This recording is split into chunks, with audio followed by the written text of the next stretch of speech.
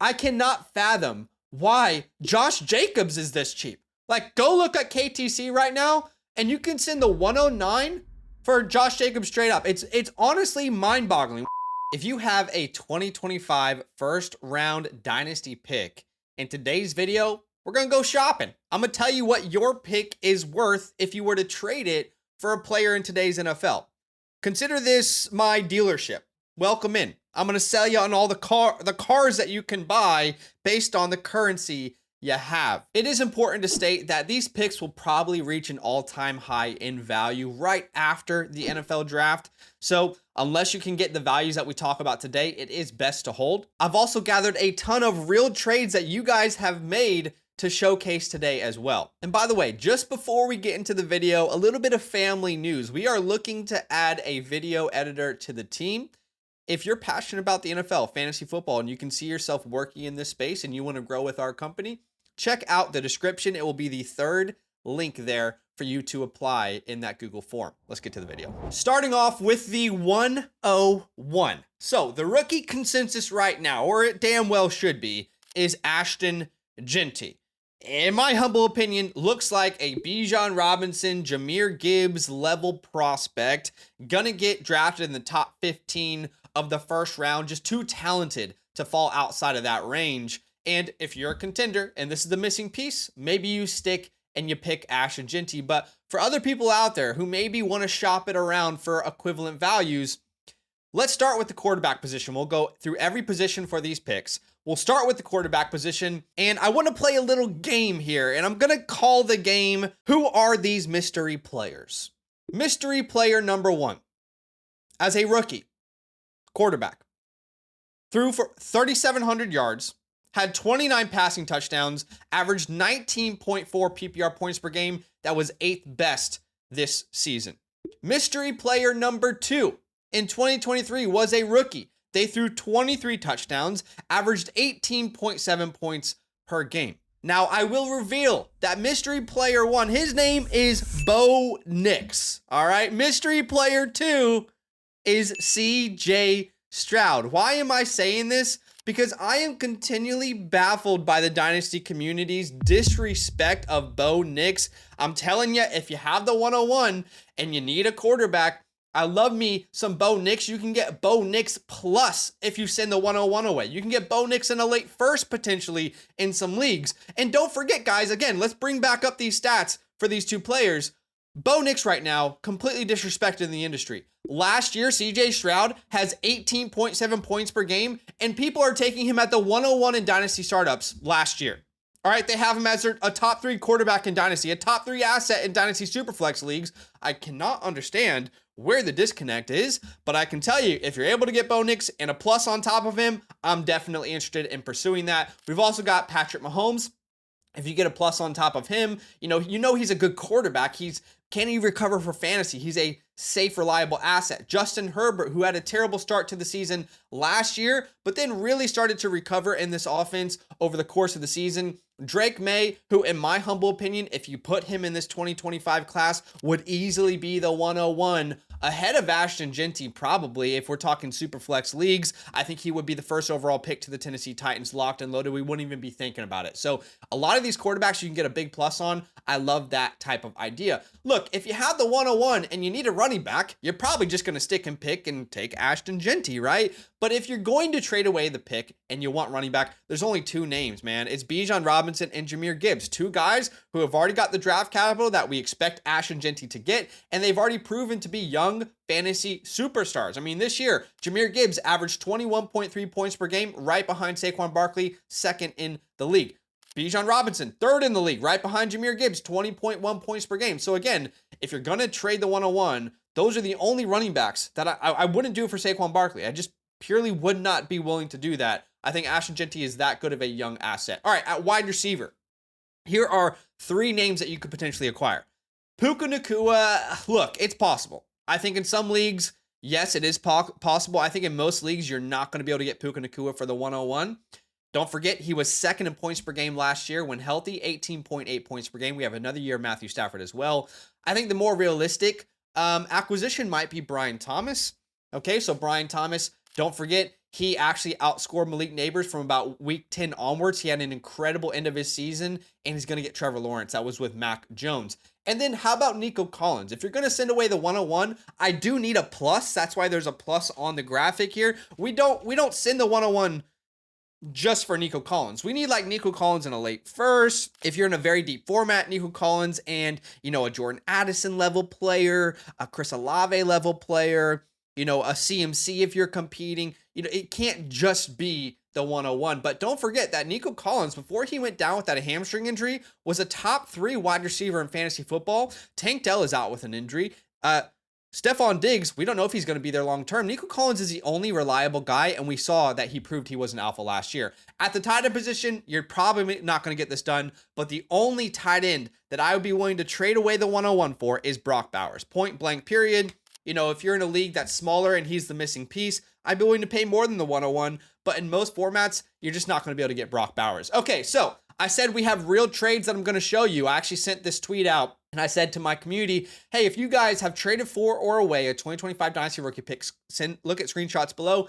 You guys can go check out that tweet because I wasn't able to include every trade, but it's a great resource. Here are some straight sells for the 101. All right, someone sold Nico Collins for the 101. In that scenario, if we only have to sell Nico, I'm all about it. All right, next trade here from Halp Spend. They sent away AJ Brown, the 202, and the 301 for the 101. Absolutely love that type of deal. Getting off of AJ Brown before people really start to question his age. Trade downs. Here's some examples of trade downs, right? For Hubs here, it's a great buy, in my opinion, for the 101. I think someone massively undersold the pick, and in some of your leagues, this is possible. We're realizing this. Some leagues, people are massively undervaluing the 101 right now. If all you have to do is send the 106 and the 109, that is an absolute steal. Here's a trade from Tracy. I think this is the most realistic price if you want to move up to the 101. At least in my leagues, I think it would cost this. That is 2 future first-round picks, a late first in the 107, and a quality player. That feels like the more realistic. If you're in a hard bargaining league, that's probably what you're going to have to pay for the 101, and that's probably what you could sell the 101 for in most leagues. Here's a trade up as well from Blim. He says, moved up to secure the 101. I have the 105 as well. So he got the 101. He sent away the 102, the 111, and a second. I am also completely fine to pay that price as well. But I will say, if multiple running backs go in round 1, you might end up regretting it. Now, look, again, if I had this pick and I'm a contender, I'm probably going to stick and pick Ashton Genty. If I'm a rebuilder, I might be looking to trade him for one of those hauls. Moving on to the 102, we are talking Tet McMillan as the rookie consensus right now. Now, he's not technically my 102 in my rankings at this point, but as far as consensus goes, that's the player most people are looking at the 102. So if you're able to send away the 102 and you're in a super flex league, here are some quarterbacks that you could be, acquiring. Patrick Mahomes, again, not been the best fantasy quarterback for the past 2 years, but he hasn't had a lot of weapons. There's been injuries to his wide receiver room. And we just know how that, Patrick Mahomes is never going to tank your team, right? He's going to hold value for a long time. Justin Herbert, we already talked about. Bo Nix, Drake May. Here are some other, names that kind of come into the mix here at the 102. Caleb Williams. Another name that is unquestionably going to be the number 1 overall pick in this class in 2025 to the Tennessee Titans. If they came out in this class, it would be Caleb Williams. It wouldn't be a conversation about Cam Ward. Caleb Williams would be the number 1 overall pick. But the good news for Caleb Williams is now he gets to add Ben Johnson. Guys, Jared Goff's best fantasy seasons came with Ben Johnson as his offensive coordinator. I cannot wait to see that unfold. Jordan Love, there's talks about them adding Devontae Adams. There's talk about them adding other wide receivers. He's had some incredible fantasy, games. Just can he be consistent on a year-on-year basis? But you can probably get a plus on top of Jordan Love. People aren't too hot on him right now. CJ Stroud, one of my biggest sell highs all last offseason. Now he becomes a buy. If you can get CJ Stroud in the 110, CJ Stroud in 2 early seconds, that's a type of deal that you can definitely pursue. Now, if you're looking to acquire a running back, and you would only do this if you're a contender, Saquon Barkley, or as they called him, Saquon, just got extended. So he's going to be playing for this Eagles team into his early 30s, and coming off a season where he was the RB1 in a points per game, 22.2 points per game, absolute league winner, 2,000-yard season. So again, if you're contending, there's not going to be a better running back to own in the next couple years. At the wide receiver position, we already talked about how much we love Nico Collins. This is more of a straight swap type of area at the 102. But how about Drake London? Guys, we talked about the rookie consensus here is Tet McMillan. And everyone says he could be the next Drake London. And you're telling me right now that I can actually just go trade for Drake London? I don't understand it. I don't understand why more people aren't just sending the pick for Drake London if they're a young team. He's a young player, right? We saw how good he can be with Michael Penix in that last game. He put up over a 30 burger on the season. He had 16.5 points per game on a PPR basis. He's a young player. Oh, and by the way, Kirk Cousins was absolute dog shit the entire year, and he still found a way to average 16.5 points per game. I just don't understand why Drake London is available at this pick, but if you can get it done, fantastic. And if you're looking for a tight end, look, I'm probably not willing, as much as I love Trey McBride, to spend the 102 on Trey McBride. But again, if you're able to get a plus on top of it, Trey McBride in a late first, for example, or Trey McBride in an early second, I think that's where it becomes a little bit more palpable. And I'm more speaking to non-tight end premium leagues. In tight end premium leagues, sure, you can pay that price. All right, what would I do if I had the pick? Well, if I had the 101, and this is just a little bit of a personal philosophy here for me, okay? At this point of the offseason, unless Amarian Hampton goes in round 1, I think there are about 6 players who could be worthy of the 102 spot. I love Tet McMillan, and he's going to be a very good player in the NFL, but that doesn't mean that the other options around him are inferior, depending on how the NFL draft unfolds. Here's how I view my tiers at the moment, and this is assuming Amarian Hampton goes round 1. All these players in green could be worthy of the 102. Honestly, a lot of the players in blue, like Cam Ward and Igbuka, like these guys could be worthy of the 102 if the draft goes a certain way.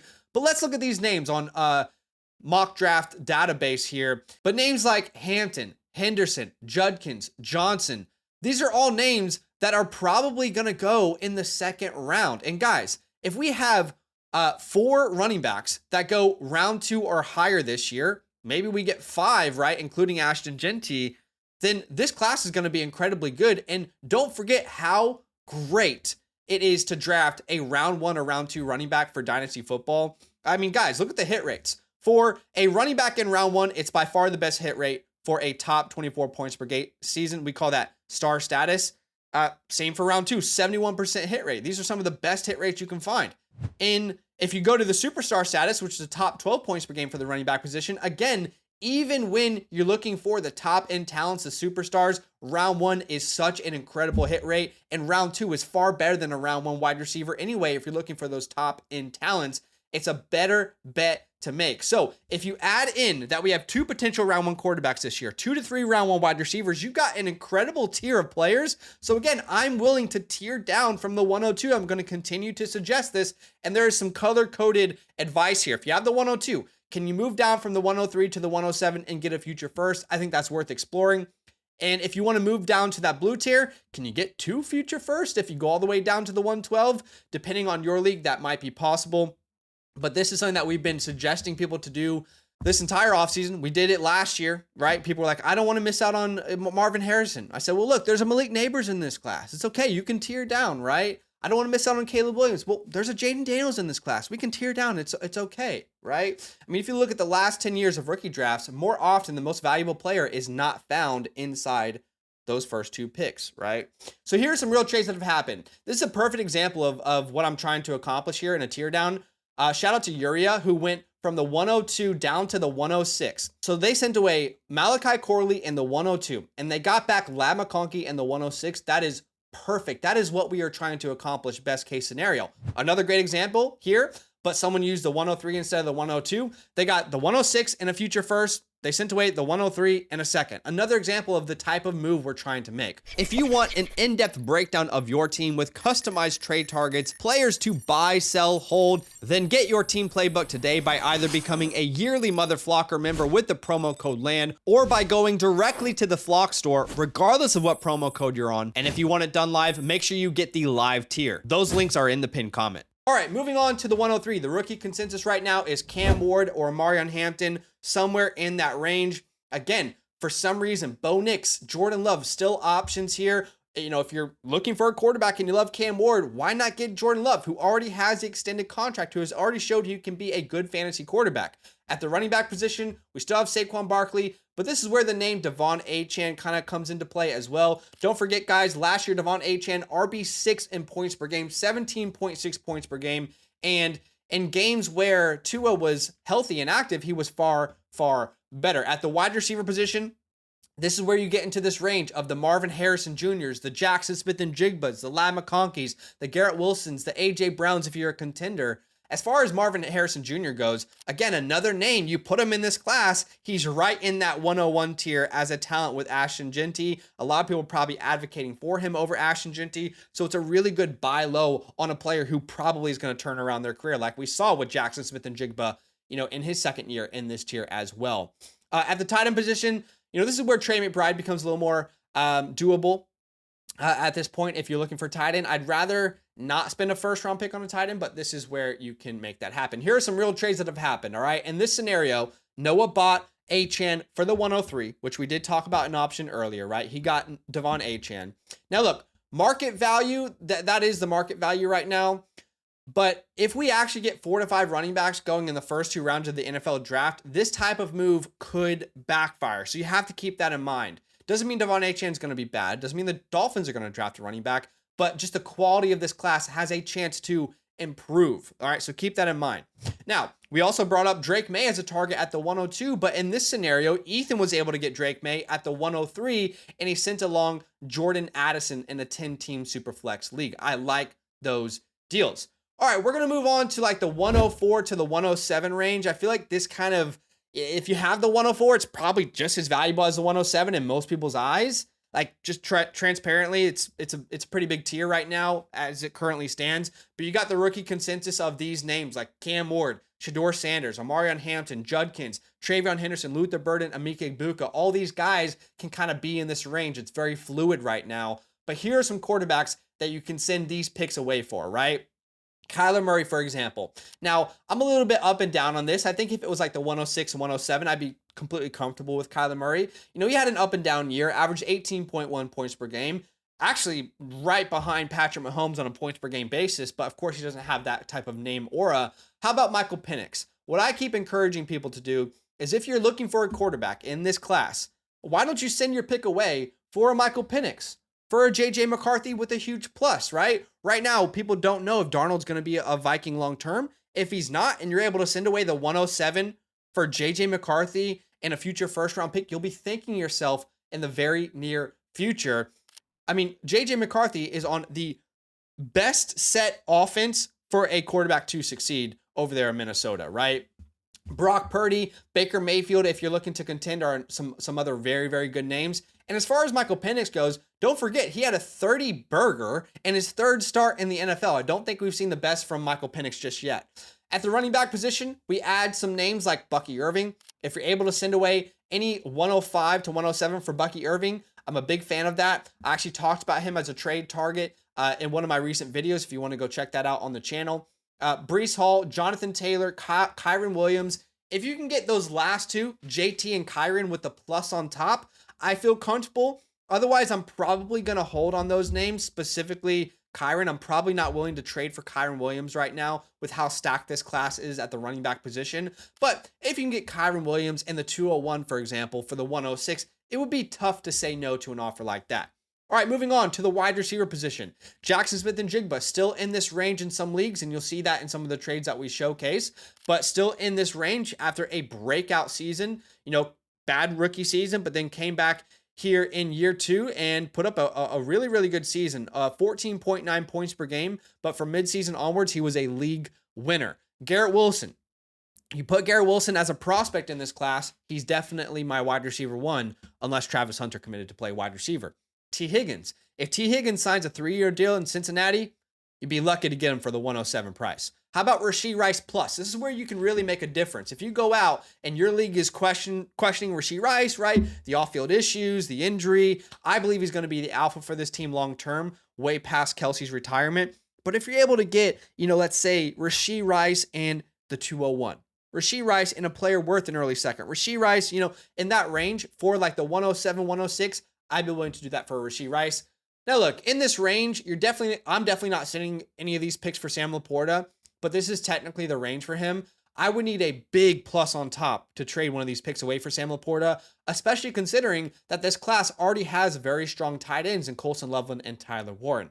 All right, here are some real trades that have happened in real leagues. So Nickel, for example, sorry, I don't even know what site this is, but he was able to send away Xavier Worthy for the 104. He sold high on Worthy. I love that. Here's a tier up from Must Be Bear, I think is the name. They received Justin Jefferson. They sent away the 104, 107, and Tyrone Tracy. So they did a big old package to move up. Here's a really discounted JSN from Jokic here. He sent the 105 for JSN. Like we said, these trades are happening in some leagues. Now, here are some trades that I'm not really obsessed with, but I'd love to hear your thoughts in the chat. So in this trade that Chase did, I feel like that 2026 first needs to be late for this one to pay off, right? If that 2026 first that he sent away to get JS in there is mid to early, I think he's going to regret that trade, but I'd love to hear your thoughts in the comment section there. Also, love the idea of trading into a 2024 quarterback like JJ McCarthy, but I don't feel like we maximize the return here from Chef Porg, right? He got McCarthy and the 110. He sent away the 105 and the 112. That doesn't really feel like we're maximizing value, right? The 110 to the 112 isn't making a huge difference for us. I mean, I'd love to hear your guys' thoughts, but I just think maybe you could have gotten a little bit more. Also, there are certain players that I'm unwilling to move in Superflex formats. Jaden Daniels is one of those names. So as far as January 9th goes here, I personally would not be willing to sell Jaden Daniels in any leagues that I'm in. So I wouldn't have sold him for this, but I'd love to hear the comments below what you guys think. And I have seen Ken be more affordable than the 107. So Mustaka in this trade, for example, bought Ken Walker for the 107. With how strong this class is, I think you should have got Ken Walker a little bit cheaper, but that's just my humble opinion. All right, moving on to the 108 to the 112. This is another one of these big ranges of values. If you have the 108, it's really not that different in value, at least right now, to the 112. Let's be honest. So it's this big tier. And players that are consensus right now for rookies are Shador Sanders, Judkins, Johnson, Egbuka, Warren, Loveland, Travis Hunter. That's kind of the range we're looking at with these players right now at consensus. At the quarterback position, you have Jared Goff. I don't understand why Jared Goff is so cheap right now in the industry. I genuinely, guys, cannot wrap my head around it. I know Ben Johnson just left, but we're talking about a guy on a points per game basis who just averaged 19.8 points per game. He was the quarterback 8 on the season. He averaged more points per game than Patrick Mahomes. He's right around his age. He averaged more points per game than Kyler Murray, Justin Herbert, Jordan Love. I mean, what are we over? I mean, yes, they lost Ben Johnson. They didn't lose Amon-Ra St. Brown and Sam Laporta and Jahmyr Gibbs. Jared Goff is still going to be great. Jameson Williams on the lot. I don't understand why Jared Goff is in this range, but he's an incredible buy in Superflex formats. Trevor Lawrence, a guy that is about to get Liam Cohen, another year with Brian Thomas, could be a great buy low opportunity. This is where JJ McCarthy comes into play. If you're able to send one of those late first for him straight up, I love that. Dak Prescott is probably the cheapest buy for contending teams right now this entire offseason. Super easy buy. Bryce Young, if you can get a plus on top of it, let's say you send the 110 for Bryce Young and the 208. Something like that I think is very possible. Moving on to the running back position. So earlier I talked about how I can't fathom why Jared Goff is so cheap. I cannot fathom why Josh Jacobs is this cheap. Like, go look at KTC right now, and you can send the 109 for Josh Jacobs straight up. It's honestly mind-boggling. We're talking about a guy who averaged 17.2 points per game this year.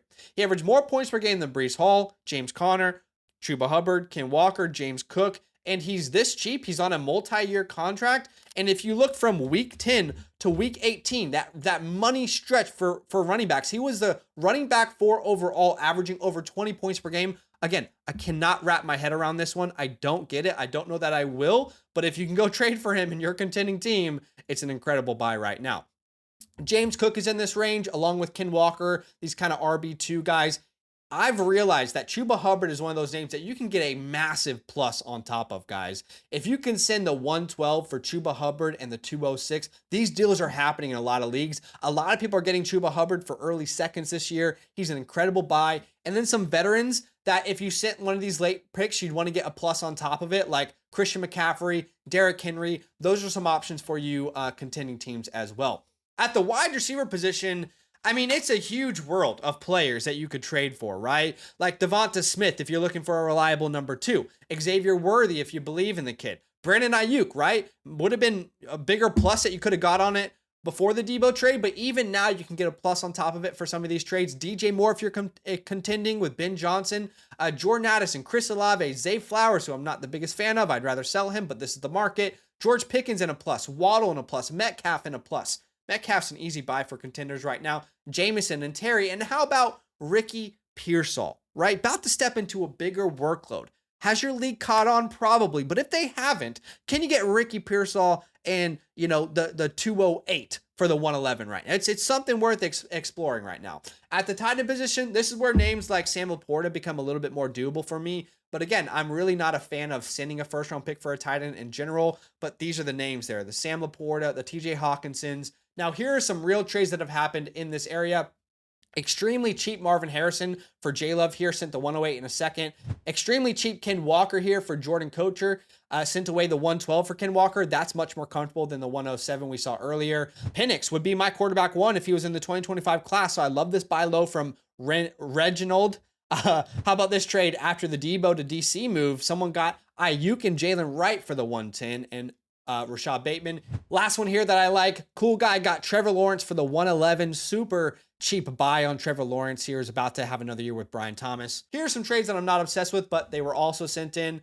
George Pickens. I think he's a uber talented guy. I just don't know when that Steelers offense is going to become wide receiver friendly. I think I prefer that 110 over Pickens. Another incredible buy low for Rashee Rice. There's plenty of leagues out there who are questioning his long-term value. I love sending the 112 for him. But again, if you have a 2025 first round pick, these are some of the players that you can go out and buy. Let me know what you think in the comments below.